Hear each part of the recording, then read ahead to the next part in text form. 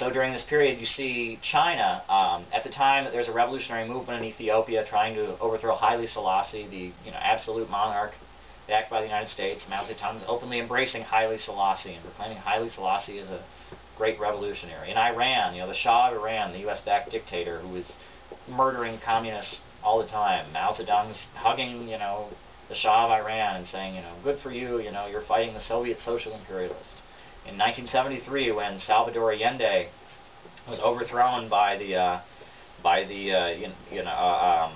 CIA and replaced with a U.S.-backed dictator, Pinochet, China again is hailing Pinochet because Pinochet saved Chile from the brutal Soviet social imperialist Nixon. Well, at the same time he was bombing Vietnam and killing millions of Vietnamese people, was welcomed as a hero to China. Yeah, the ping pong diplomacy. Yeah. Right, and China was openly, siding with the United States against the people of Vietnam, against the people of Africa. At the same time, they were, the United States was saying, "Oh, yeah, they're getting their energy from China." The Viet Cong, Oh, jeez. They were getting their energy from China, but in reality, they weren't. Right. And it was, at that point, China's foreign policy was really in a state of serious decline. China was openly siding with the U.S. And also, the economy, the privatization, interestingly enough, began under Mao Zedong. Mao Zedong did the same thing Tito did, where he announced that, it's time to move towards communism, so let's not have these state-run industries. Let's have workshops run independently, right? These cooperatives. So all across China, these state industries which have been built up were being cooperatives that would trade with one another. So when Mao Zedong died, the right wing of the party, led by Deng Xiaoping, which for a while, well, the first thing, let's back up for a moment. When Lin Biao went down, Lin Biao had been the vice chairman of the Chinese Communist Party. He was replaced by Deng Xiaoping. Deng Xiaoping became the vice chairman. Deng Xiaoping of the fame of, it doesn't matter if a cat is black or white as long as it catches mice. So when Mao Zedong died, there was a great state funeral, and then for a while there was kind of one of Mao's followers, Hao Guofang, was in power, but then there was a coup by the right wing of the party, and Deng Xiaoping took office, and he said that Mao was 30% good and 70% good and 30% bad, and that the period of the Cultural Revolution, Mao was good up until the Cultural Revolution. But when he launched that Cultural Revolution and was purging the party of these right-wing elements, that was just pure insanity, and he needed to publicly apologize for that. One of the first things Deng Xiaoping did was invade Vietnam in 1979. Because the Vietnam, after winning its independence from the United States, had sided with the Soviet Union. And so China announced that it was going to invade Vietnam to liberate the people of Vietnam from the boot heel of the evil Soviet social imperialists. So China and President Carter in the United States said, "Oh, we don't want that," but was backhandedly supporting it and supplying funds to China to do this. And then Albania wrote a manifesto denouncing China and saying that China was now aligning with the U.S. against the Soviet Union was despicable, and so Albania was denounced that, and so Albania, which had long time been China's only ally, was denounced them. And then Deng Xiaoping came to the United States, and he hugged Jimmy Carter and wore a cowboy hat and went to rodeos.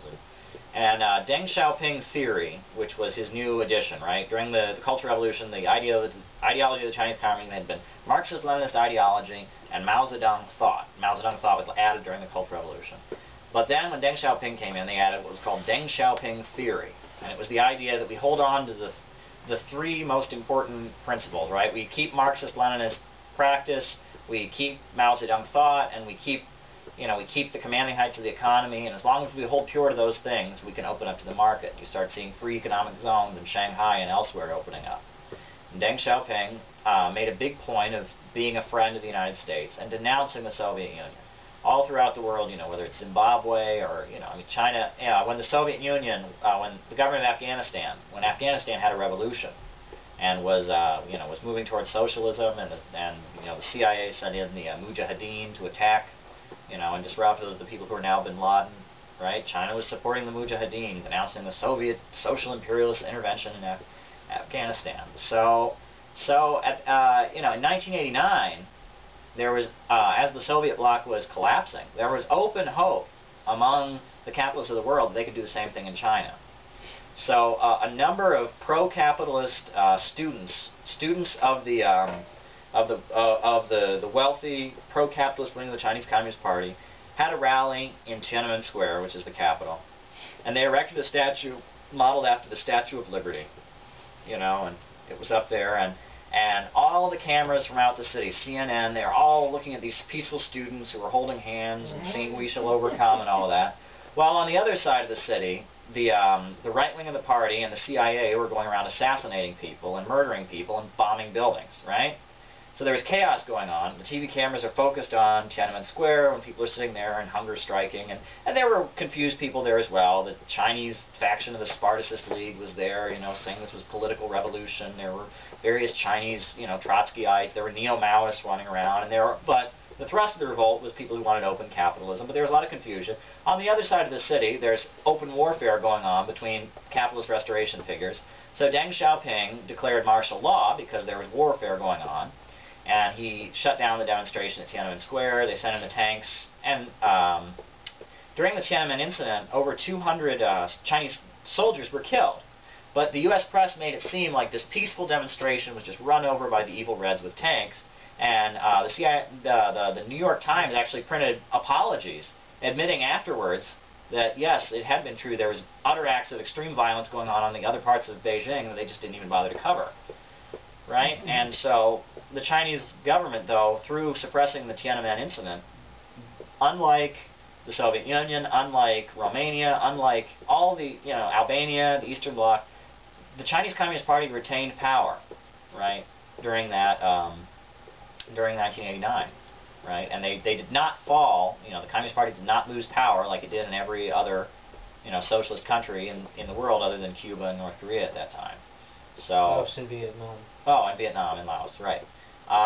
And so, at that point, the Chinese Communist Party, remained in existence. It continued to make overtures to the U.S., and then, after Deng, you had Jiang Zemin. And Jiang Zemin took office, and he announced his theory was the Jiang Zemin practice. So the idea of the Chinese Communist Party, now a mile long, Marxist-Leninist ideology, Mao Zedong thought, Deng Xiaoping theory, Jiang Zemin practice. Jiang Zemin practice is the theory of three represents, meaning that the goal of the party is to fight to advance Chinese culture, fight to advance Chinese corporations and industries, even if they're not state-run, and to fight to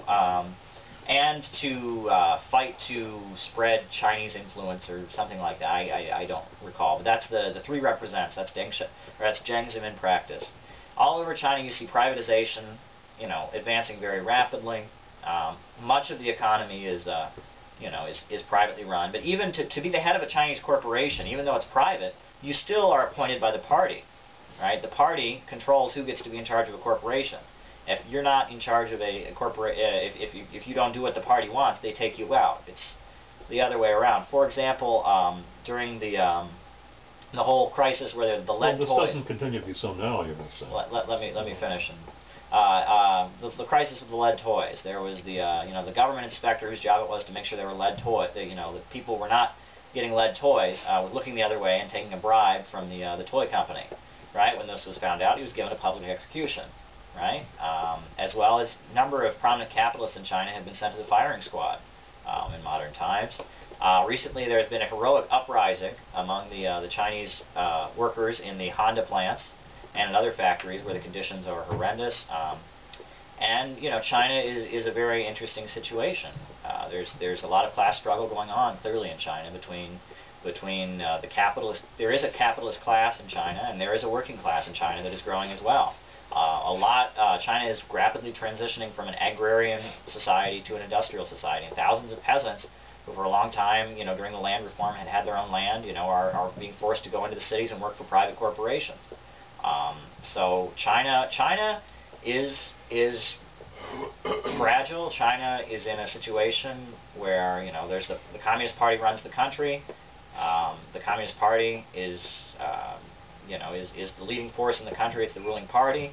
Marx and Lenin are still taught in the schools, but ultimately, there is a capitalist economy. They're being forced by economic pressures. Nobody's taking into account her. Right, and so, that's the situation in China today. I think a very positive development, and I'll just end with this, is that recently the Chinese Communist Party, the last convention they had, the president of the biggest university in China issued a manifesto denouncing revisionism in the Chinese Communist Party and calling for a return to state ownership of industries, and as well as calling for a restoration of consistently anti-U.S. foreign policy. Has issued this manifesto. And interestingly enough, in light of the Tea Party stuff that's going on in the U.S. now, it's kind of funny, but the name of the manifesto is "Defend the Constitution," because the Chinese Constitution, right, clearly says the industries are owned by the people, etc.